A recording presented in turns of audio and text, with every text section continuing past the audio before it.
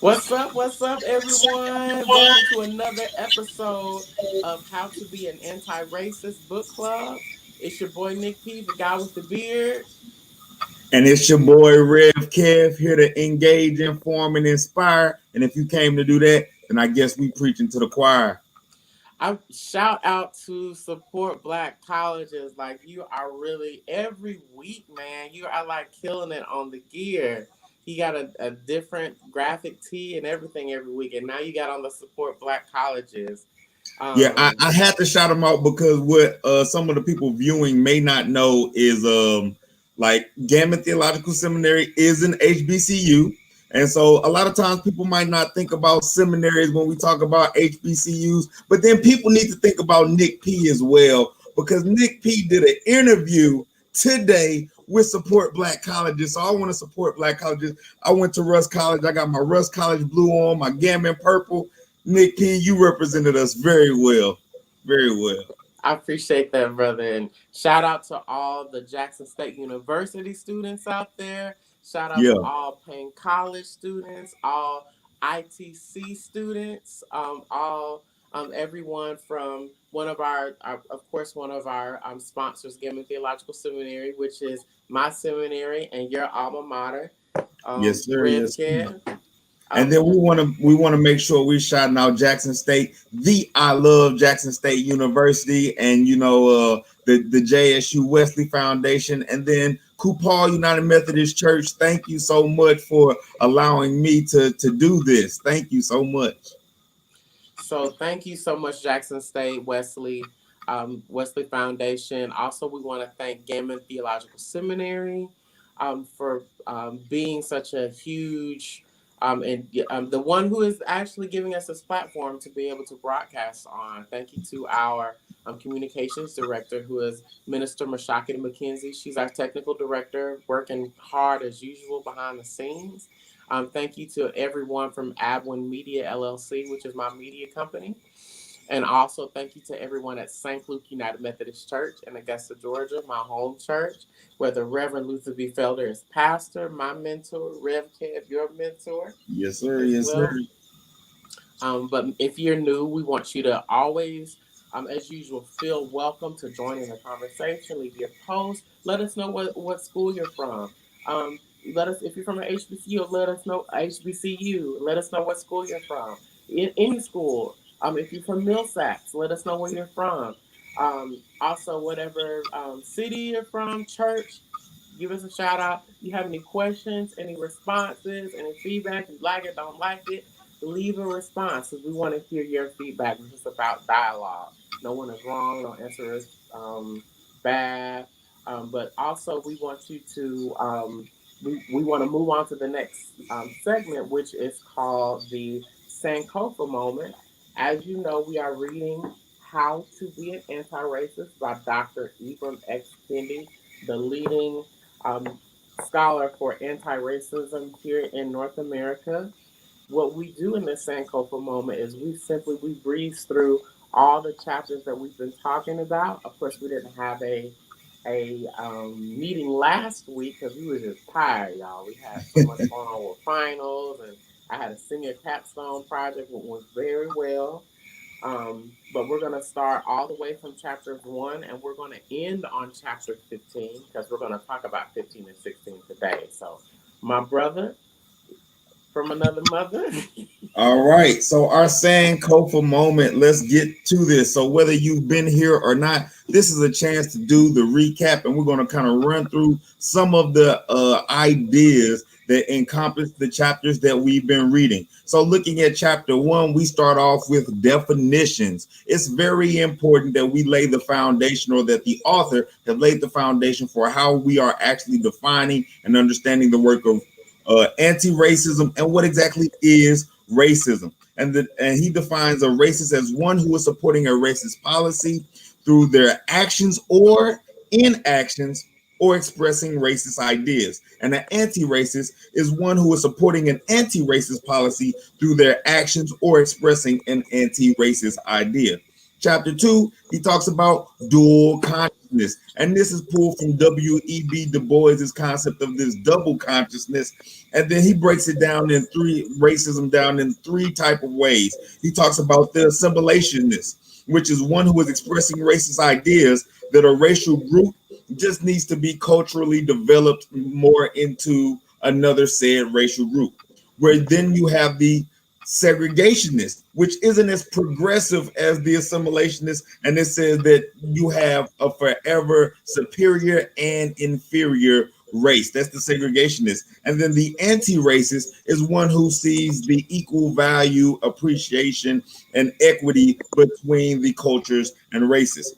Chapter 3 dealt with power, and it's specifically race and power, and talked about how race is a power construct of a collection of ideas that kind of like stagnate society and break things apart and make them inequitable. And so it talks about the power construct found in race. Chapter 4 dealt with biology, and it talked about the biological races. And so how are we defining people as being inferior because of just their human anatomy? You are born this way, and so your brain must be inferior, or you must be overly sexualized or something like that. So looking at just being born. Chapter 5 dealt with ethnicity.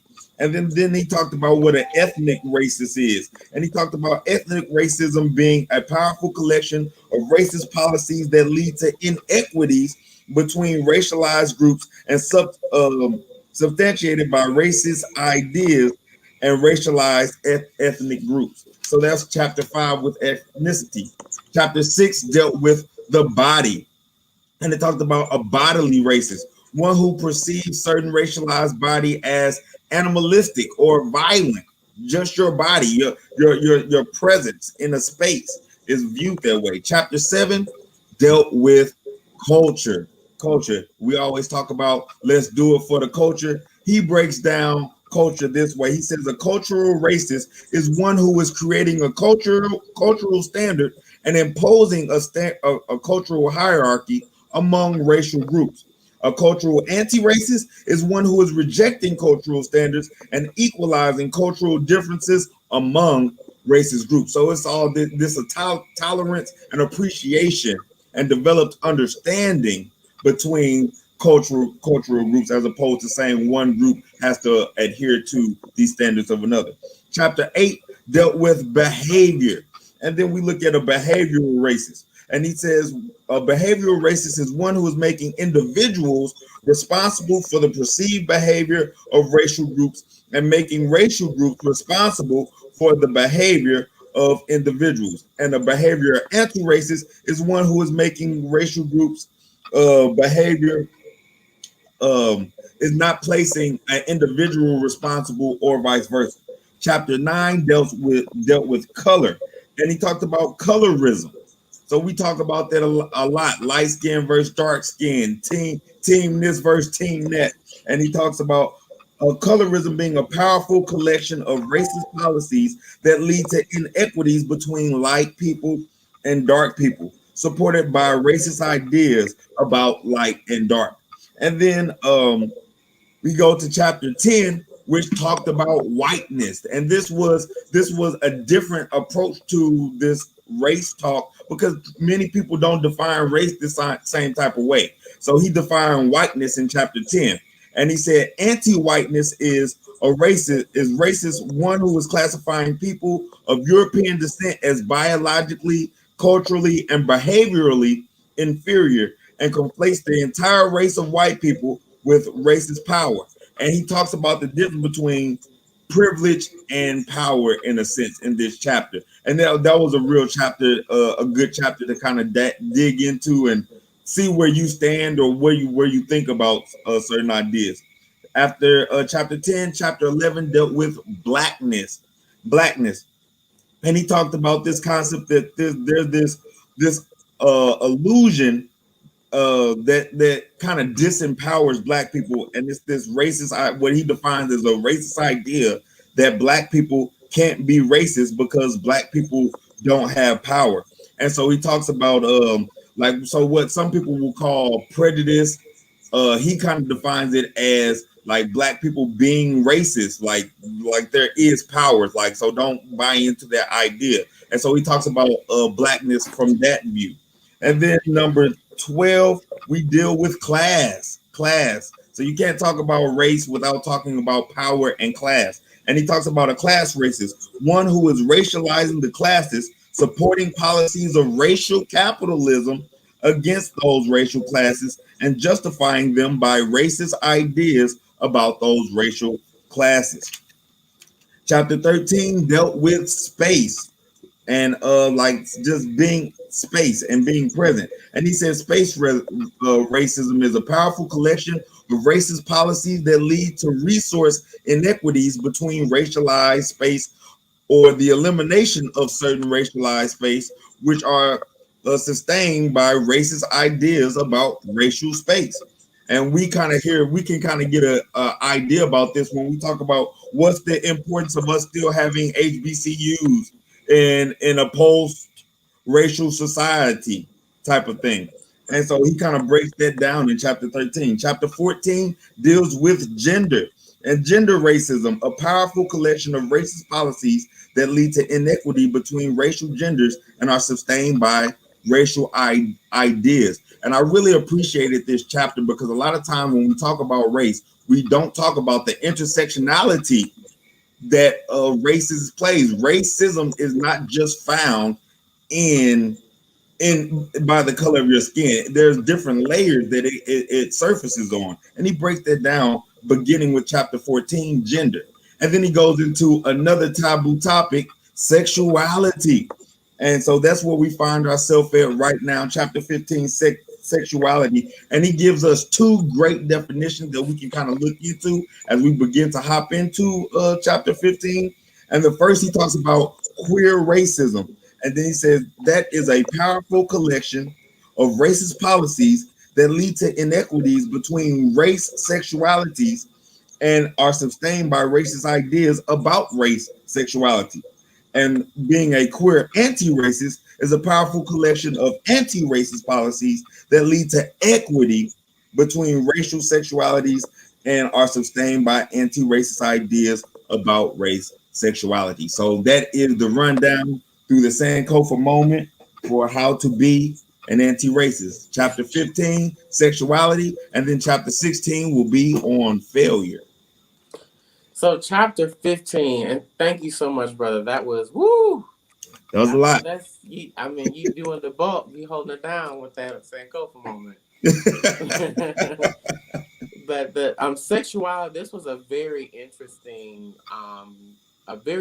chapter because when you talk about queer racism and queer anti-racism, it really brings up a taboo issue that's even taboo amongst many people within the queer community. Because as you stated in chapter 14, Dr. Kendi talks about intersectional racism and intersectional oppression, how oppression does not look the same. It's not an absolute experience. It's not static. Everyone who experiences oppression, it's experienced differently for different groups because of intersectional oppression. And what that means is, you know how when you go to the light, you have an intersection. There are two roads that are meeting. So you have to have a traffic light so you don't have this huge collision. So what happens with us as human beings, what he's talking about in this chapter is how you have people who are oppressed because of their color, and they're oppressed because of their sexual orientation or how they identify. Um, how they love in general. So one thing that I thought was very interesting, which is on the first page of this chapter, which is page 193. I highlighted this section. It's a few lines, so bear with me. It reads, queer racism produces inequities between race sexualities. Look, so when he says race sexualities, what he's talking about is people of color who identify who love differently, who they're the way that they love it isn't consistent with what we in society consider to be heteronormative. So people who are both of color and they love in such a way that they identify as queer. But queer racism produces a situation where 32% of children being raised by black male same sex couples live in poverty compared to 14% of children being raised by white male same sex couples. 13% of children raised by black heterosexuals and 7% of children raised by white heterosexuals. So again, 14% of children raised by white male same-sex couples, that it's only 14% of them.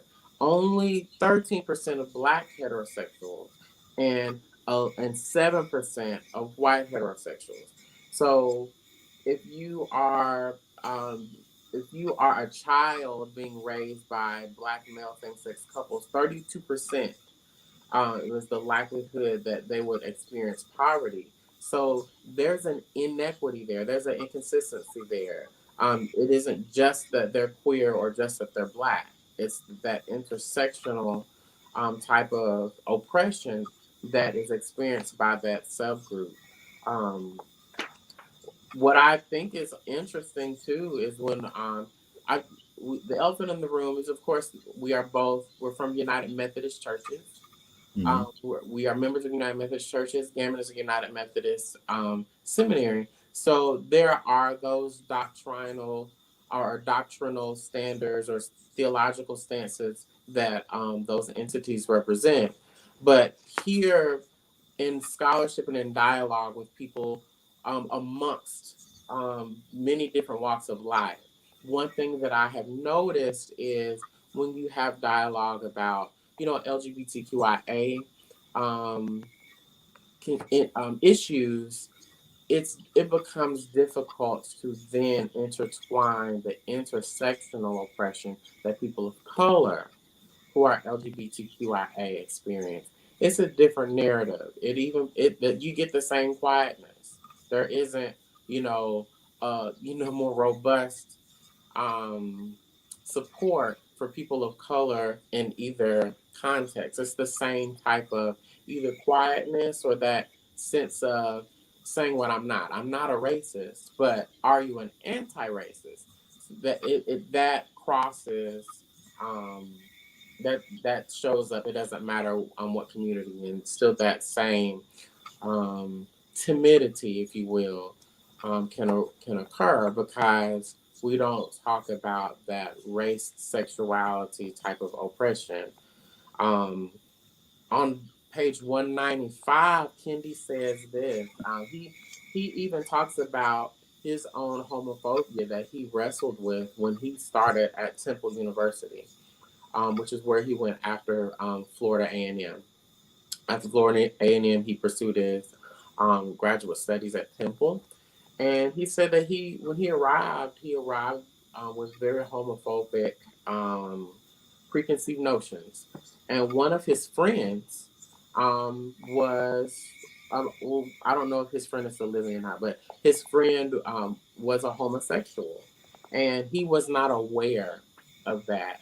And he talks about when he had to wrestle with his own inner um, biases against people that were like his friend Weka, and how even as a man who is oppressed because he's black, how his preconceived notions about queer persons aligned with, when we have to say not just Black Lives Matter but all lives matter. So he began to think about, wow, so there are other black people that may suffer oppression because of um, preconceived notions about homosexuality.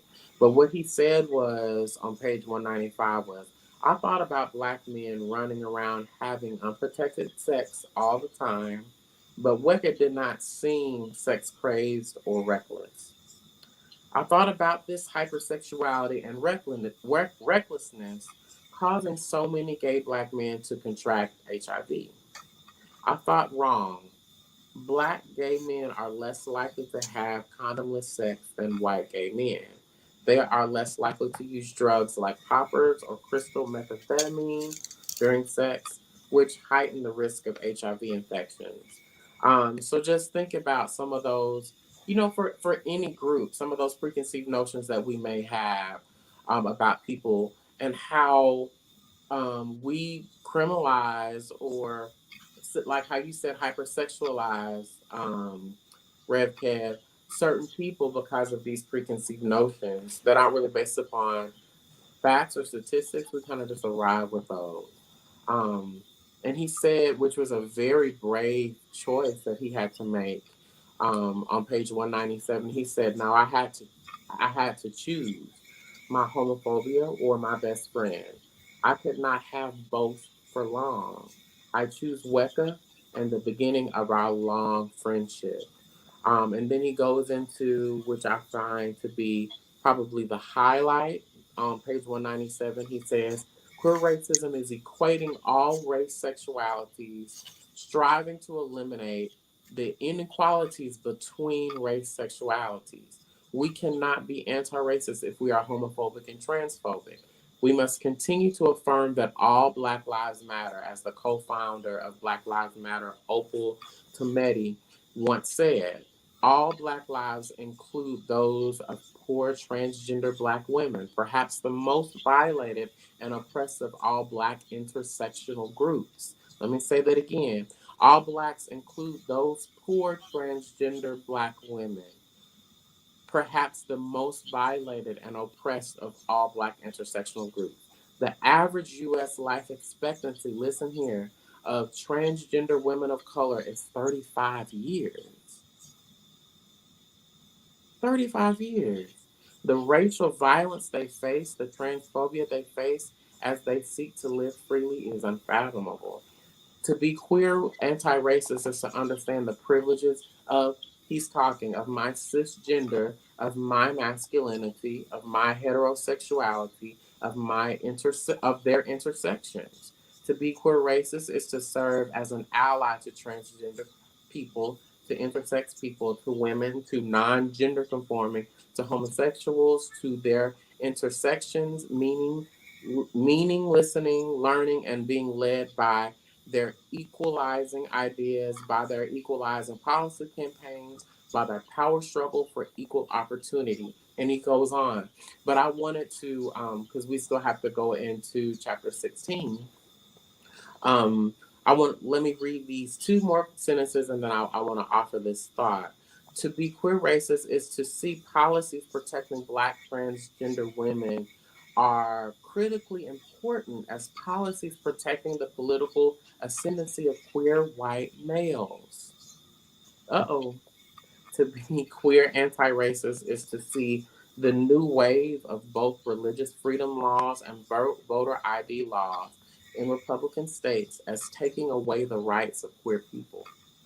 So what what he is offering, regardless of what our doctrinal stances may be, what he is offering is that there all people's lives have value, no matter where we lie on theological stances. One thing that we can all come to terms is that God loves humanity. Is God loves people. There is not one person on the face of the planet that God does not love. And there is not one person on the face of the planet that is worthy of God's love. We all have gotten or received love from God, not because we deserve it, not because we qualify. Our humanity qualifies, but this other person's humanity does not qualify. It's because God chose to love us all. So I think because God's choosing to love all people and see that all people are deserving of God's presence, God's voice, God's empathy, we, the progenitors of God's love on the earth, should see that God's love can be manifested in every life.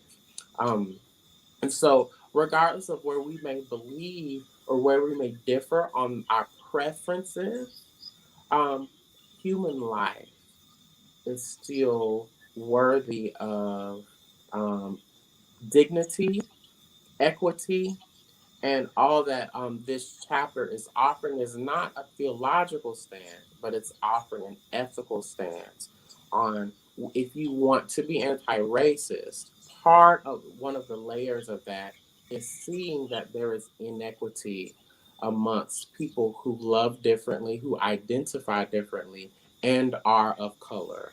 Their intersectional oppression is different than someone who, like he said, is cisgendered. What that means is their identity aligns with the sex that they were born as. Someone who he calls himself masculine. I think that's that's relative. That's relative. Everybody, I don't, how do you define if someone's masculine or not? That's kind of relative.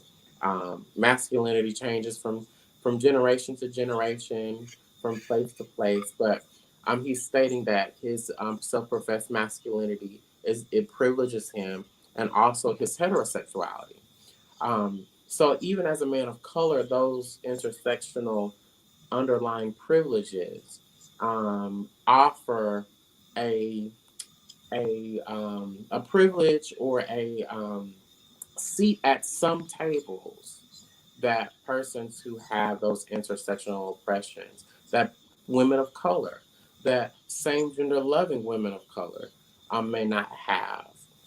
So this particular chapter, I think it is really good food for thought for any person, no matter where you stand theologically, ethically, um, sexually, wherever your sexual identity is. I believe this is a great chapter to that we all. This is another one of those chapters that we all probably are gonna kind of wrestle with a little bit. Yeah, like briefly before we get into to chapter 16, what I really appreciated about this chapter was what all of his chapters, he always ties them in with a real life story. So I really appreciated him talking about his preconceived notions and his assumptions and his homophobia, like, and laying it out there. Like a lot of times we always say that we all have our sins and things like that, but it's really hard to say, well, I am a racist, or I am homophobic, or I have these ideas. So I like the fact that he was transparent there.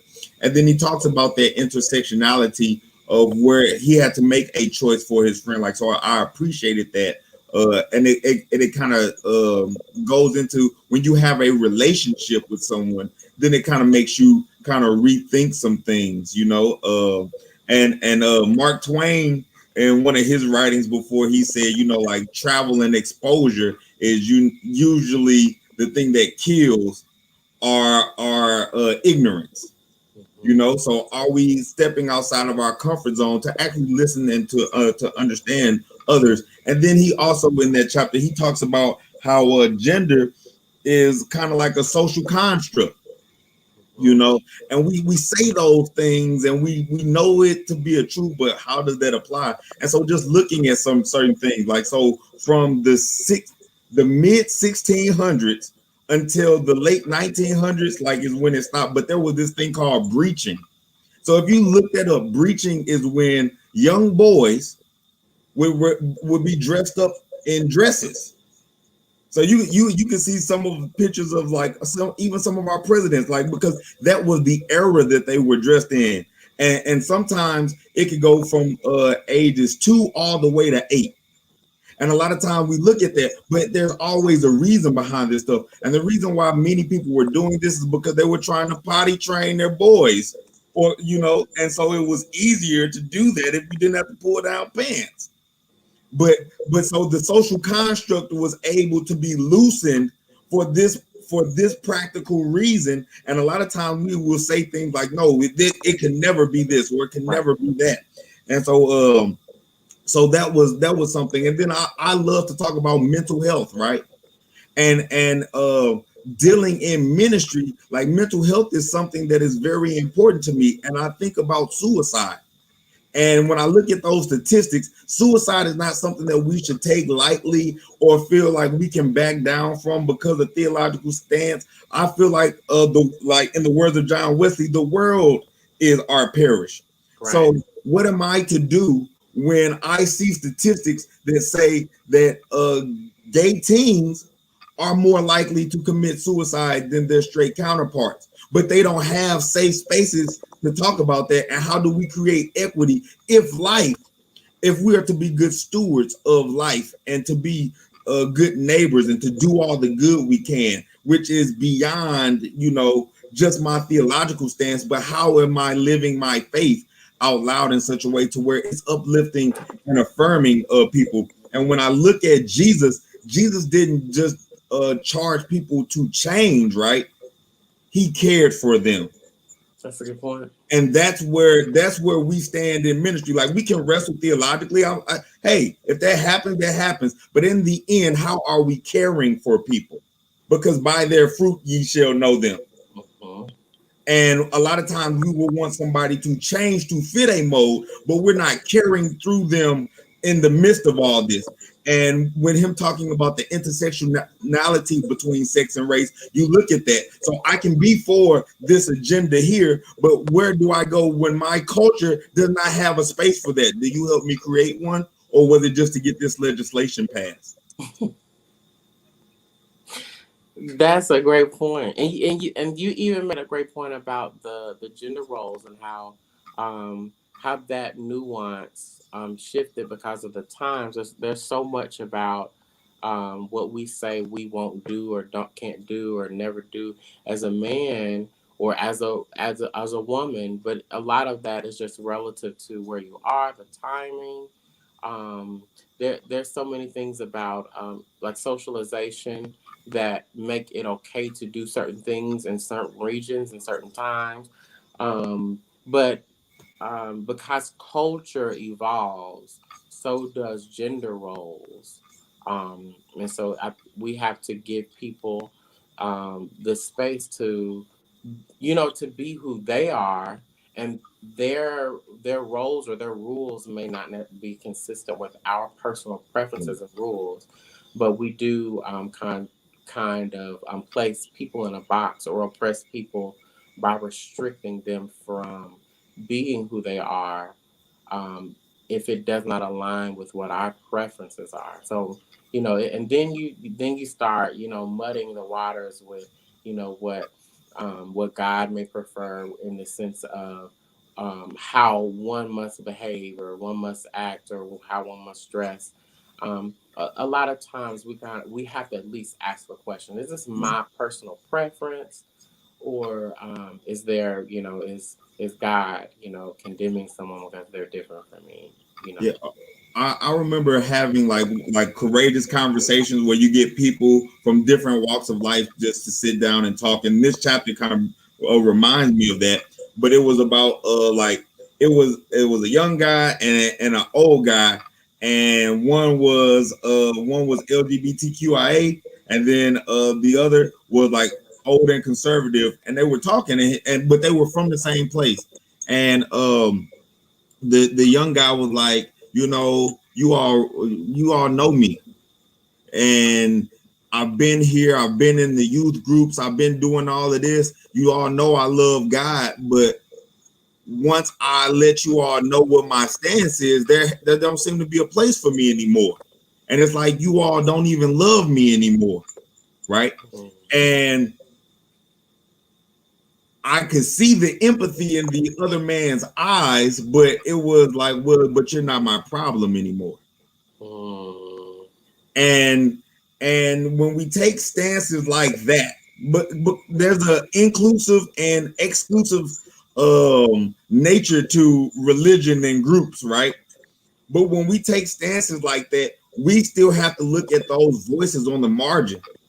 They have to go somewhere. And then when we get confronted with those voices, we always are trying to change or do this, but we don't see like, well, you just took access away, community away, and now these people have to survive, and you don't feel like that's your plight anymore. But you're still expecting them to contribute to society in the same way, but just not get the benefits. And do I have an answer for that? No, but these are the things that we are called to kind of like not just wrestle with, but help build for others outside of ourselves, because there is an intersectionality between all of this, because we push people out and give them no place to go, and then we get mad when voices rise.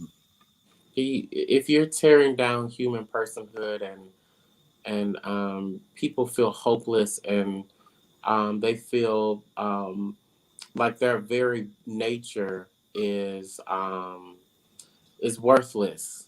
It's no different than when people told our ancestors that they're beasts and they're soulless and they were born sinful, innately sinful, and the only way they have salvation is if their slave owner, because their slave owner is a Christian. So you being my slave makes you a Christian. So we have to think about how we enslave people to our preferences and to, in one breath, we'll say we don't know of everything and that only God knows all. But then we will hold everyone to our preferences as if our preferences are absolute.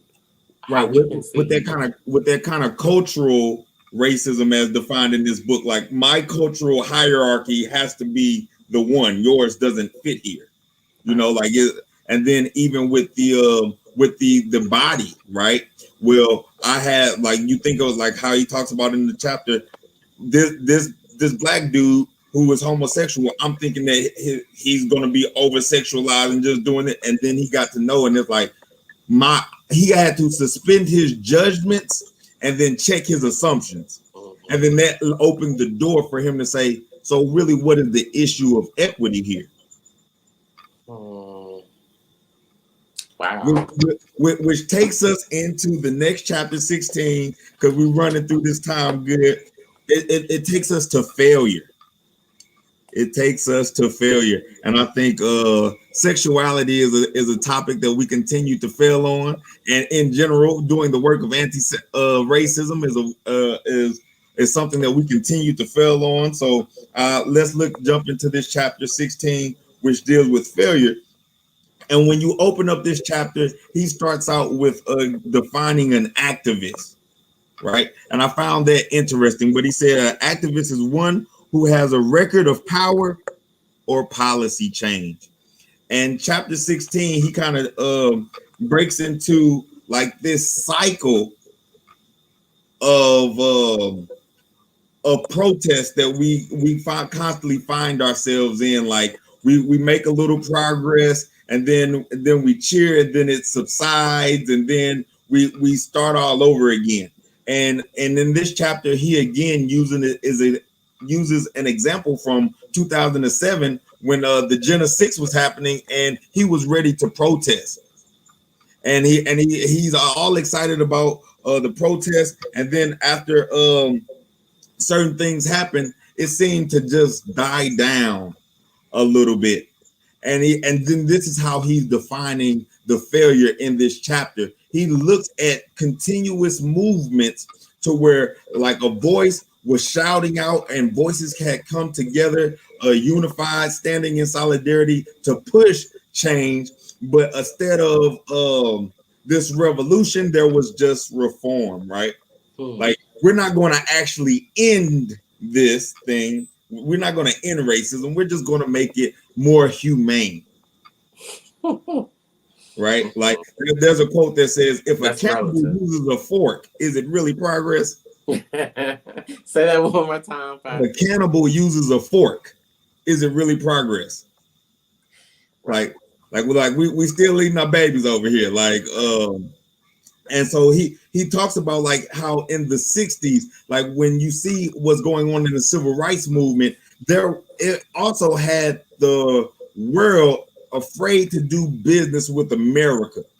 And so once things started to make progress over here and people loosened up those financial markets overseas, then you see the progress stop. And we see this time and time again. Somebody dies, voices come together, they had enough, then some deals are made, no policy change is made, but some deals are made and things go down. And he talks about the failure being he says, we repeat these means. No, he said, starting with education and mentoring programs help to create strong individuals, but they fail to fix bad policies and will ultimately fail on a group level. We repeat these memes even though they fail to work over and over again. The black person is charged with acting moral to represent the entire race, which is an impossible task, and is shamed and disproportionately punished when he or she fails to meet that standard. And when we look at what's going on in the world, and I know many of us are drained and tired of talking about it, but we sit on pins and needles for something like George Floyd. And then we have to go and see the death of a 16-year-old girl, and we have to like go into this dialogue on, well, how do I feel like, because I realize that this should be me. And some people say, well, this is somebody is just doing their job. And then that's the issue, right? The job is I usually get disproportionately punished for something that could it be handled differently? And then it's like everybody gets blamed for it. Going back to that behavioral chapter, like you blame the whole group for the action of one, or you blame a whole group, and it's like, so this is what reform is all about, so that we can have not just legislation, but something that is protecting people, protecting officers, giving people an understanding of this, because we walk around with this mantle of having to defend and represent our whole race. And this chapter, he talks about how he went out with his friend, and she was like seen as a credit to the race, and so he liked to be around her. And when they would go out, sometimes they would see some white person do something. They'd be like, I'm glad it's not a black person. And he was talking about how that shouldn't happen, because you shouldn't really judge people like that. And in this chapter, if I'm honest, that's why I wrestle. Because the reality is, we have a culture where we do represent things. Mm-hmm. Like, it's almost like a market society. You can't even post certain things on social media because you represent your job, you represent your school, you represent your family. There's a level of responsibility and accountability. And even in some African traditions, it's not just about you. You represent the whole. Even biblically, one sin could be affect the whole community.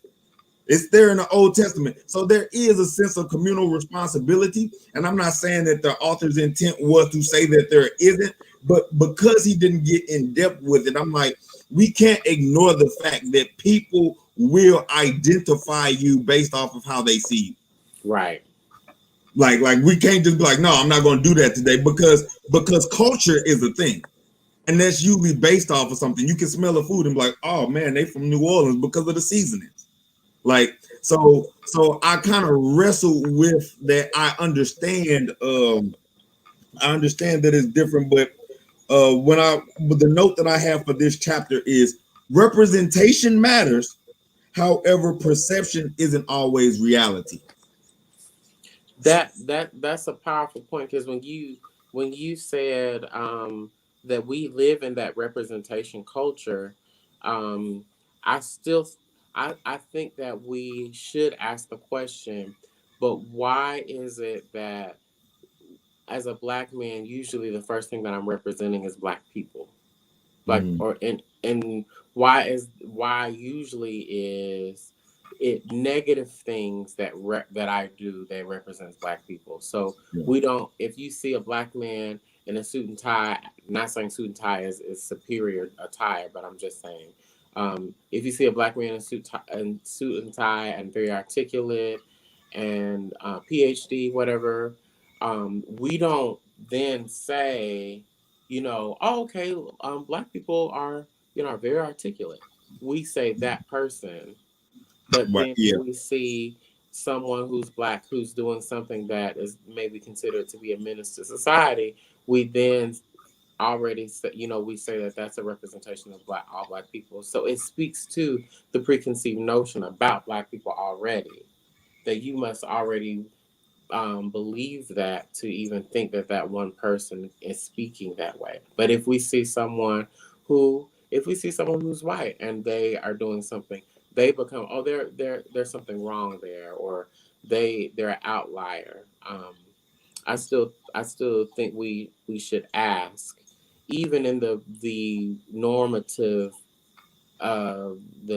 treatment of representation, why is there even this little nuanced type of representation that we have about Black people, and why is it always usually a negative connotation? Yeah.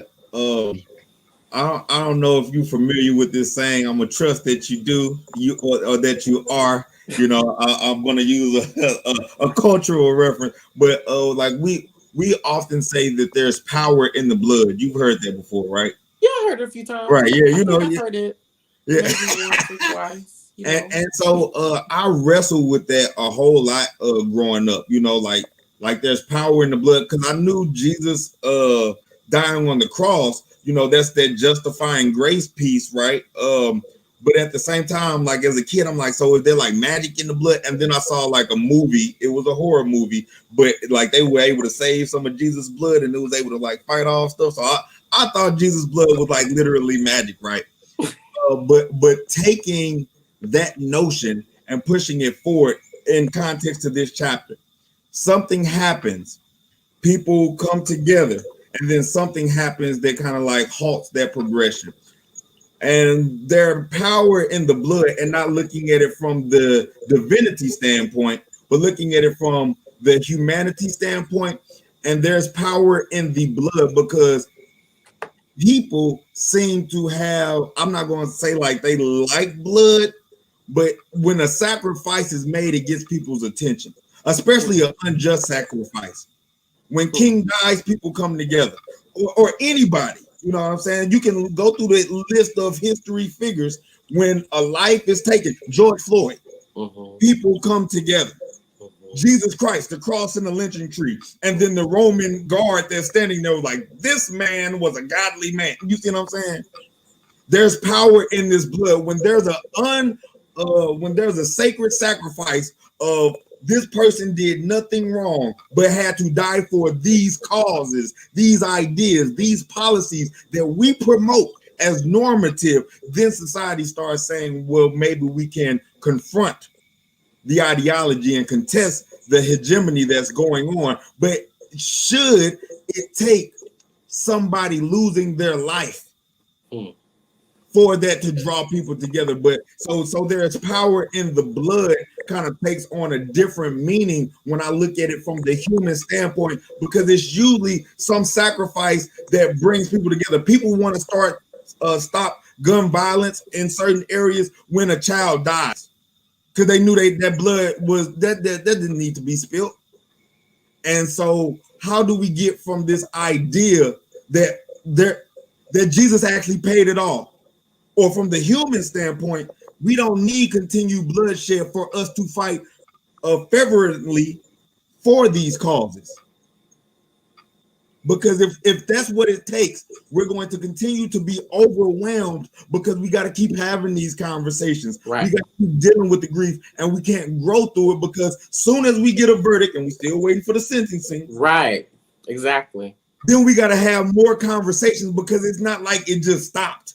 That it's like the camera just switched over to something else, and I have to listen to my niece, who was a teenager. It's like, man, it's like every time we make a step forward, we take a step back, and I don't know what to do. And the thing is even when it comes to that case, we have to make sure that we don't adopt this, like what you're saying, this temporary sense of vigilance. Like, yeah. It takes another life for us to, say that Black Lives Matter again. It takes another issue, or we kind of ride the wave of this particular political fervor, and we want to be on the right side of history, so we jump onto that, but we're not really doing anything. Oftentimes, we're not showing up. And when you were talking about spaces, Right. And that racism that is attached to spaces, we don't want to show up in those communities that are oppressed and do work. We often want them to go somewhere, come to our school or come to Right. our Yeah. community or come to our church away from. We're often not in those actual lived spaces consistently. And even with the verdict, we have to, like how you said, we got to remember the sentencing. What is the sentencing? And then also we have to think. So even like my mom and I were talking about it last night. When you talk about David Chauvin and how he was restricted from being able to plead guilty early on, he was stopped, and it really makes you wonder, why was he stopped from being able to plead guilty? Why is it that um, he wasn't allowed to plead guilty? Um, it makes you wonder, could it be that those who don't want reform, they want it to seem like, okay, this one person um, is getting justice. So this is a country that favors justice. So what could happen is we perceive this as absolute justice, and then we say, okay, we don't need reform. The system is working, and this is an example of how the system is working. So no, you can't plead guilty. We need you to be the guinea pig of how our system works, quasi works. So Mhm. we have to not allow the setup, how this has pushed to the forefront. There's one instance when we got Ma'Khia Bryant, who Right. was just recently killed. There's killings are still happening Right. on part of the people who are supposed to be the protectors of the American people. But don't let this one that is pushed to the forefront to be an example of justice to help to make us be complacent and silent, and use one person as the one to say that justice is working. You have to Right. consistently, Yeah. anti-racism is a consistent ongoing effort and a sense of intentionality. Yeah. The work definitely continues, and it's easy to get distracted with it, or to just want to tune out from all of this. But we have a responsibility to ourselves, to others, and our legacies, right? For better futures, to make sure that we are doing the work of teaching people. And I'm taking these points from Billy Honors out of Atlanta, who does phenomenal work with social justice and ministry. But he Graduate of the ITC. right, he went to the ITC. He talks about how we need to litigate. We need to know how to be able to talk about this stuff. We need to know how to legislate.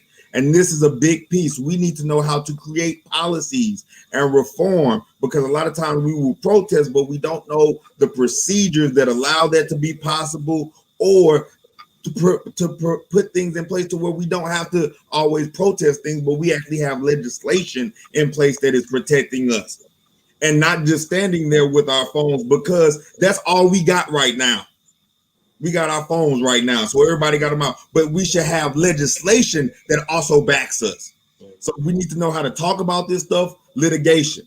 How do we plan it? Talking out. How do we legislation? How do we get things passed, amended, etc.? We need to know how to agitate. Some people will agitate the system.